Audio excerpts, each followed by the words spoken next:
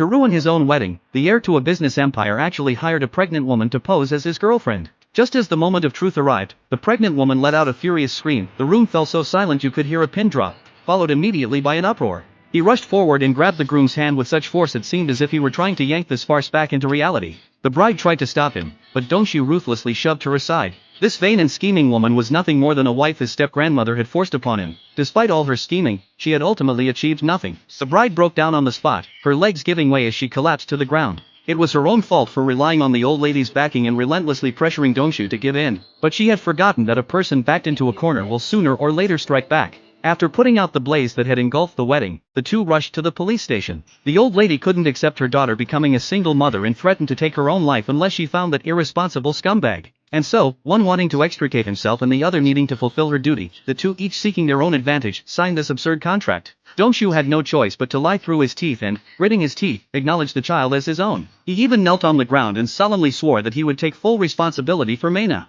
The matriarch wasn't interested in those hollow promises. She just wanted to know if the two had any plans to get married. Dongxiu had long been prepared for a marriage of convenience. Otherwise, his step-grandmother would never have let the matter rest. He knew better than anyone that once this charade began, he'd have to see it through to the end. Yet lies are like snowballs, the further they roll, the more they gather the crushing weight of circumstances beyond one's control. Dark clouds had long been gathering over the chaebol family. The matriarch was trembling with rage. This wedding had brought utter disgrace upon her. She immediately vented her fury on her daughter-in-law, blaming her for failing to raise the child properly. The wealthy matriarch knew her son better than anyone. He'd never once mentioned Mina before, so how had a child suddenly appeared out of nowhere?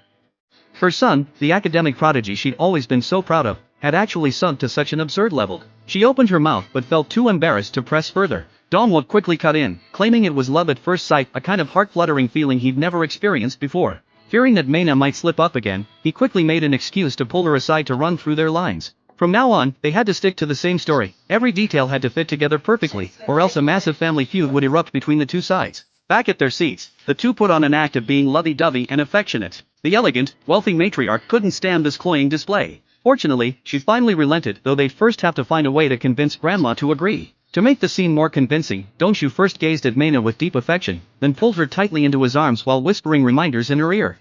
As a doctor, Dongxiu also offered her plenty of comfort. The sound of the baby's movements was magical, though it was merely a series of rippling waves. It calmed Mena completely. So this is what it means to be a mother, terrified yet unwavering, wanting to cry but having to grit her teeth and smile. After the checkup, Dongxiu received a call from home. Grandma had actually agreed to the formal meeting. Mena's family dressed up for the occasion. Her mother and uncle had never been to such a high-end restaurant before and were so nervous they could barely walk straight. Little did they know that today was a banquet of treachery meticulously orchestrated by the matriarch. She had deliberately brought Secretary Choi along to humiliate Mena's family, forcing them to face reality and back down.